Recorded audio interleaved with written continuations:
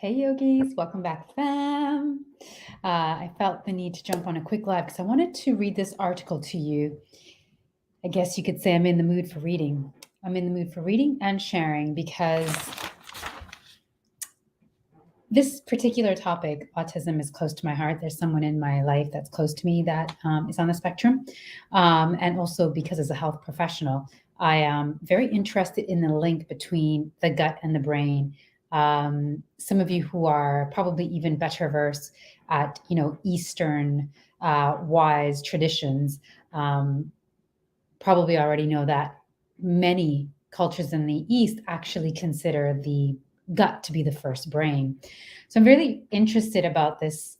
I'm really interested in like whether, you know, whether everything in the gut can contribute, well, whatever's going on in the gut, rather, how that contributes. I know it contributes, obviously, because there's no separation between the body in any form, or even the body, spirit, and mind, right? So obviously I'm very interested in how the gut impacts the brain health. For instance, I once heard one of my Czech mentors say something along the lines of that: if you have leafy if you suffer from leaky gut, right, which many people do, it's an inflammation in the guts where you oftentimes will see distended abs in order to make room for the swollen organs. So again, it's a very common thing in the United States to see leaky gut, but some people are not going to show. You're not necessarily going to be able to tell just because they have a protruding or distended abs.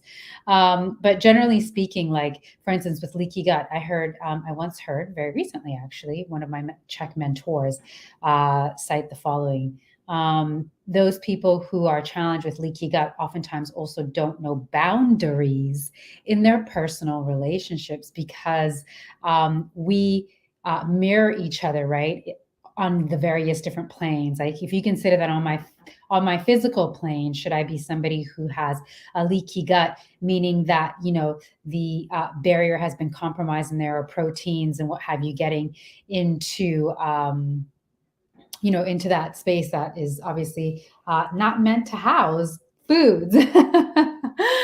Hence why you get autoimmune responses, right? When food ends up where it's not supposed to be, and then inflammation, and then it could lead to any host of things. So, you not having boundaries in the gut can oftentimes translate into you not having boundaries in life.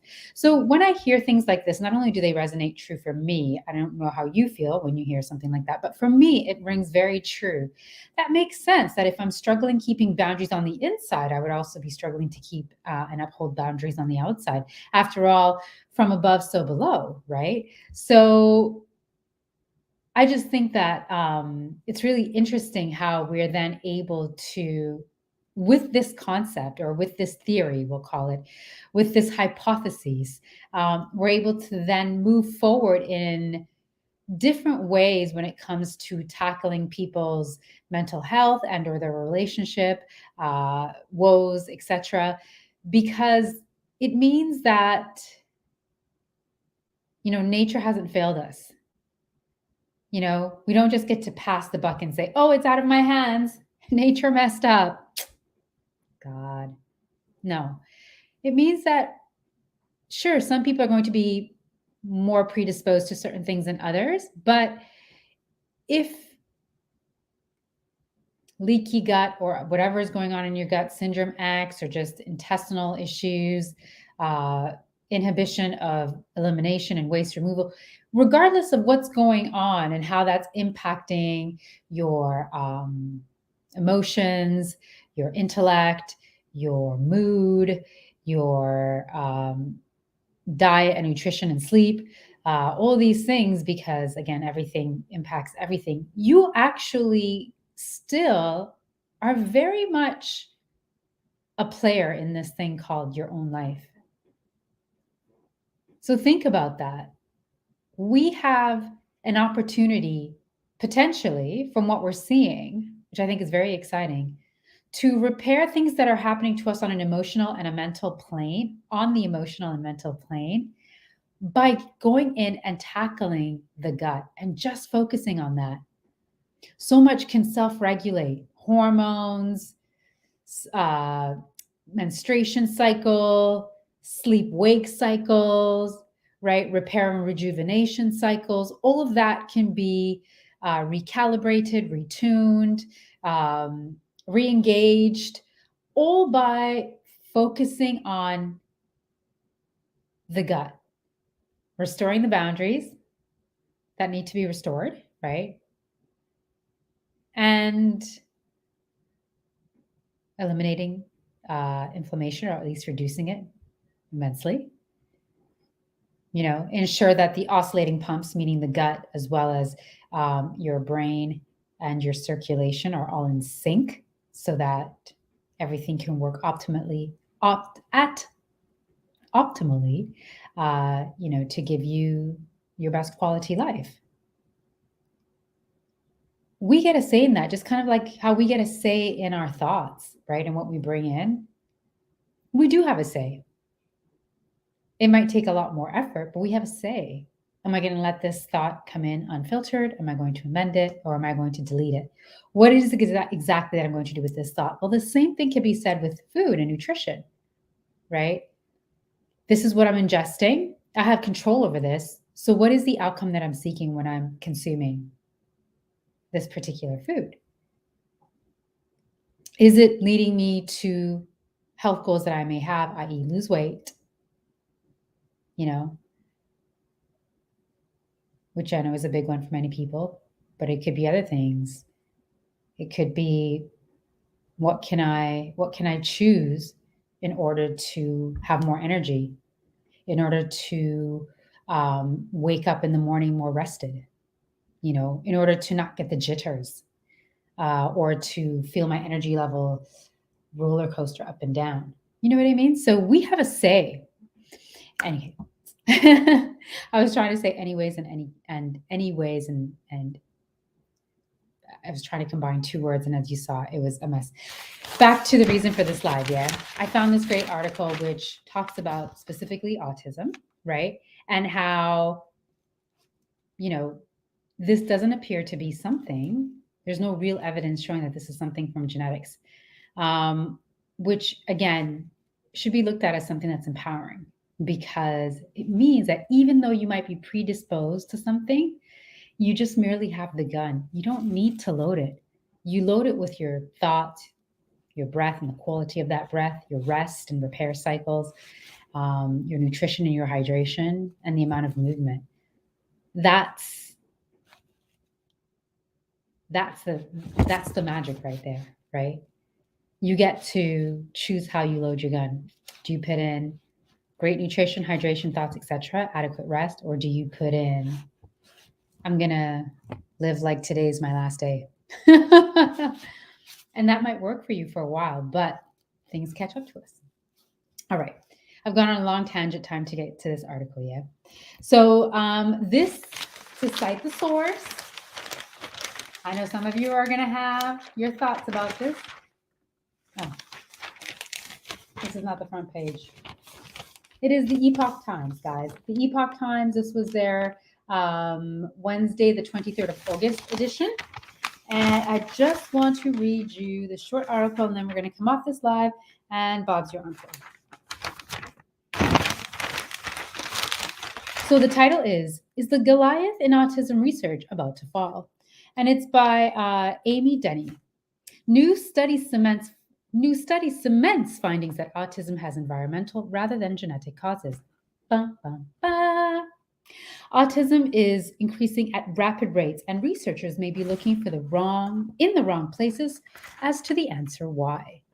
An extensive meta-analysis of 25 autism studies could shift the focus of research into the cause of autism from genetics to environmental triggers. That shift could open up new revolutionary avenues for potential treatments.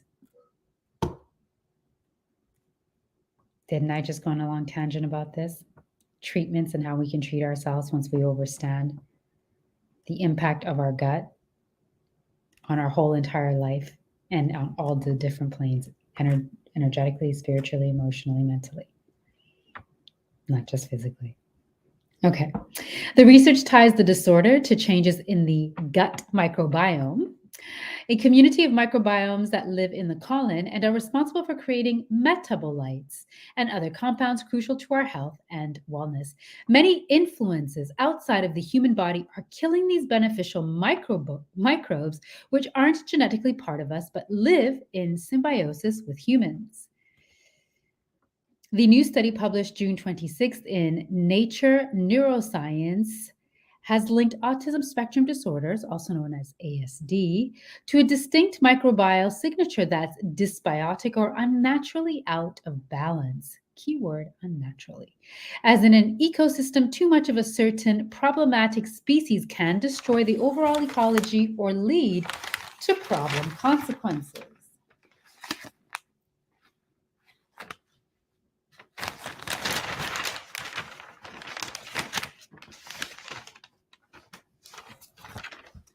Let me read that last sentence again. As an ecosystem, too much of a certain problematic species can destroy the overall ecology or lead to problematic consequences, such as too many of certain metabolites and not enough of others. Meanwhile, autism rates are increasing at a speed that defies improved screening and diagnostic practices, as well as the genetic patterns. The Centers for Disease Control, also known as the trusty CDC, released statistics in April that show that the latest autism rate was 1 in 36 children in 2020, up from 1 in 44 in 2018 and 1 in 150 in 2000.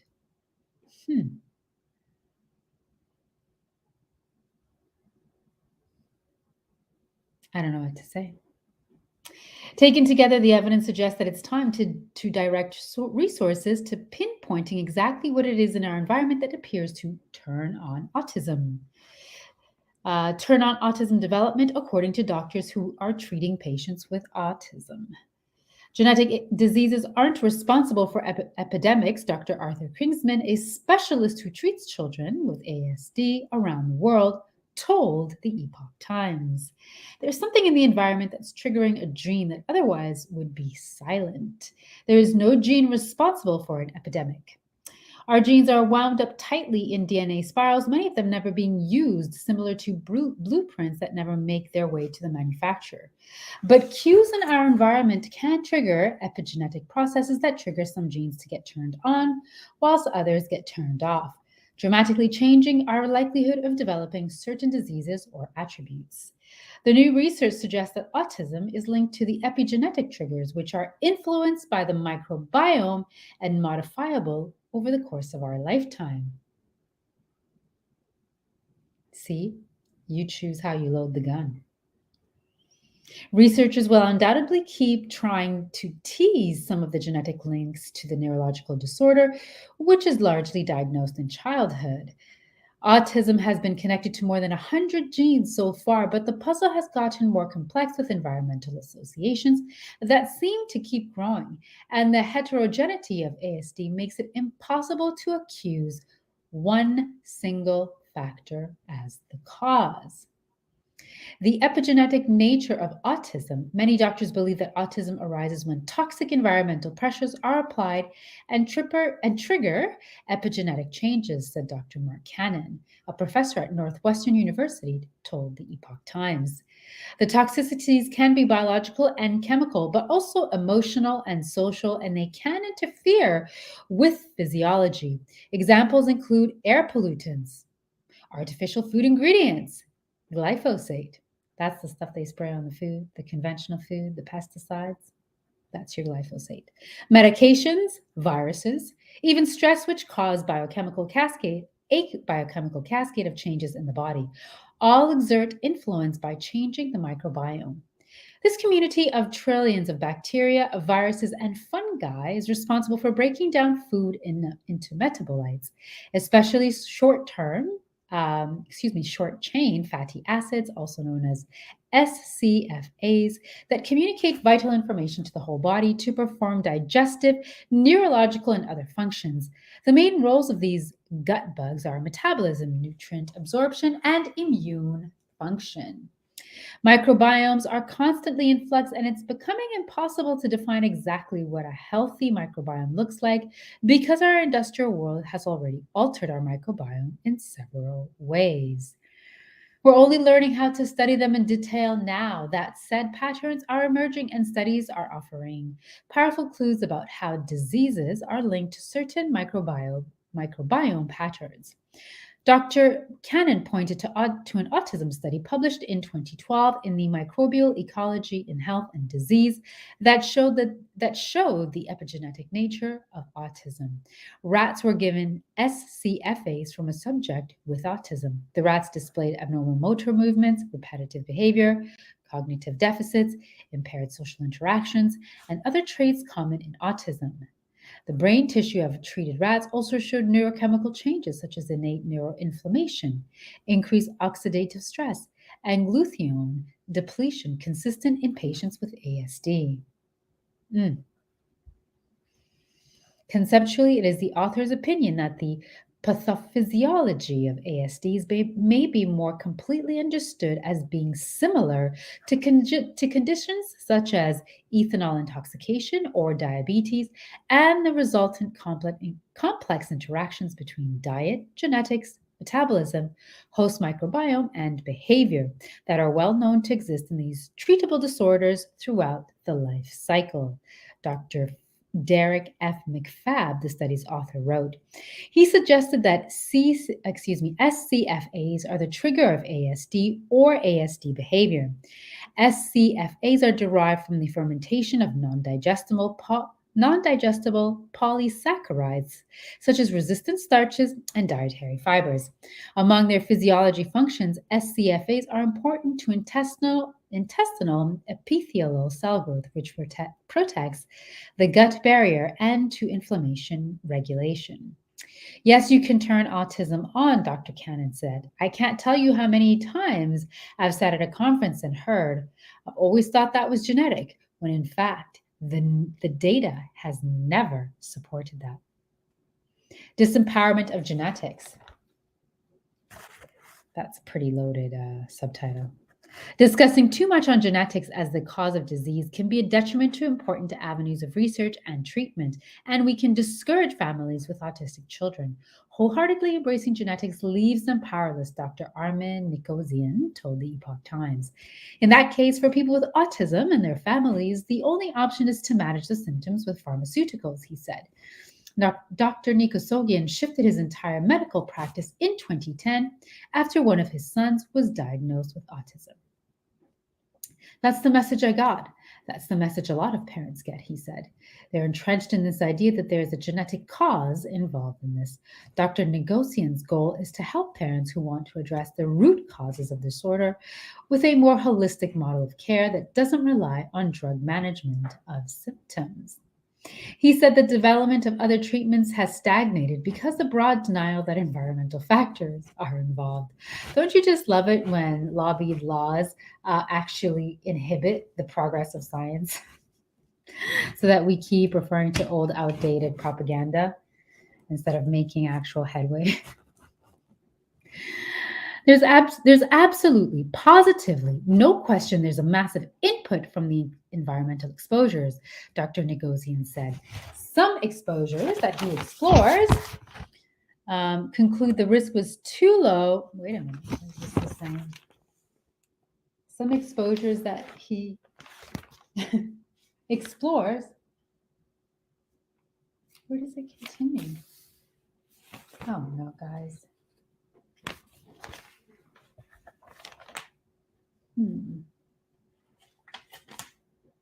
Well, that's not ideal, is it? How did that happen, guys?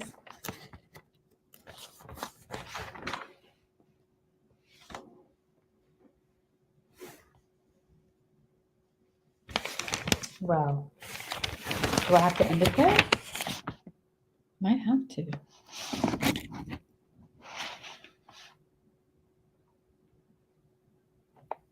This is B10.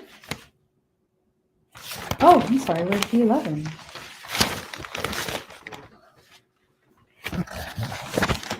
I don't know, guys. How could I have lost it?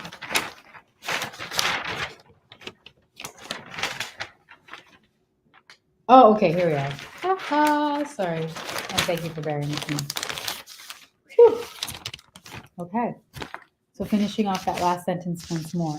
Some exposures that he explores with patients are heavy metal and mold exposure, multiple infections, and clarifying, quantifying, and understanding the contributions of environmental exposures are important as it opens door to novel treatments. Some environmental influences are known. Autism researcher James Adams said that many hypothesized risk factors continue to be validated by research. In a recent study that he conducted on a small cohort of children with autism, he discovered that common themes were prevalent throughout research.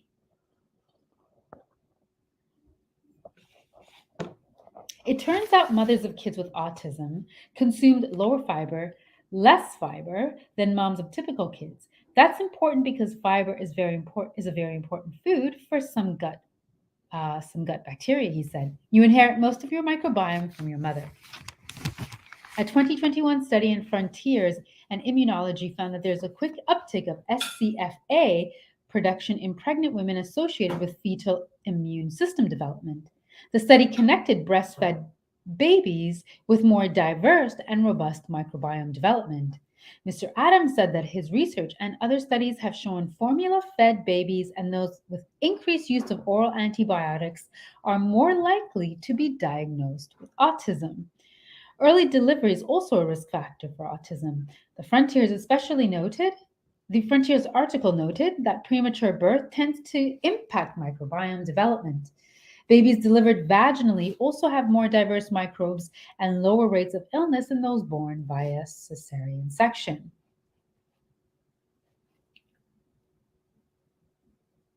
I think I'm going to reread that because that was a moment. Mr. Adams said that his research and other studies have shown formula-fed babies and those with increased use of oral biotics are more likely to be diagnosed with autism. Early delivery is also a risk factor for autism. The Frontiers article noted that the premature birth also tends to impact microbiome development. Babies delivered vaginally also have more diverse microbes and lower rates of illness than those born via C-section. Other common pregnancy-related factors for ASD include maternal obesity, maternal diabetes, and complications associated with trauma, ischemia, forgive me if I mispronounced that, and hypoxia, according to data reported in Neuron in 2018. A study recently published in the Psychological and Cognitive Sciences that included 450 mother-child pairs noted that at age 2, children with moms had experienced adversity as children. Children whose moms had experienced adversity as children had altered microbes. That's incredible. Other issues that moms can experience that appear to impact their baby's microbiomes are antibiotic use and infections. The pathway between the microbiome and autism has gained several validating findings, making it difficult to deny as a causal factor. In a perfect world, physicians say it should lead to major changes in clinical settings. You always want to know the cause, because if you know the cause, you can stop the disease, Dr. Kunzman said. Stop looking for a gene that probably doesn't exist and won't be found. Try to find the cause and then remedy that. Remove that. Why cause matters. Microbiologist Kiran Krishna told the Epoch Times that what appears to be coming is similar to the global realization that smoking was causing cancer. It's not funny, but it's funny. You know what I mean? The tobacco industry eventually couldn't stop the number of small cumulative studies that clearly documented the link. Mr. Krishna said that the same thing is happening regarding the connection between the microbiome and autism, and the new meta-analysis is important because it can help other researchers attract grants and funding to look more intentionally at microbes and their environmental influences. Before this, we had smoke indicating the microbiome was involved in autism, and now we have fire. Rob Knight, the director of Center for Microbiome Innovation at the University of California, San Diego, and a study co-author, said in a statement. So I'll read that again. Before this, we had a smoke indicating the microbiome was involved in autism, and now we have fire.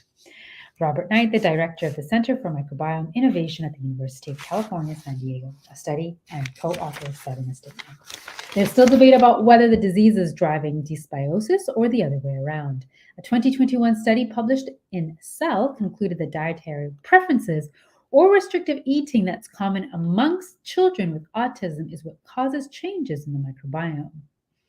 We caution against claims that the microbiome has a driving role in ASD, the researchers wrote. Mr. Krishna suspects that the longitudinal data from the new study will help settle any lingering doubts as to whether the microbiome is a driver of ASD.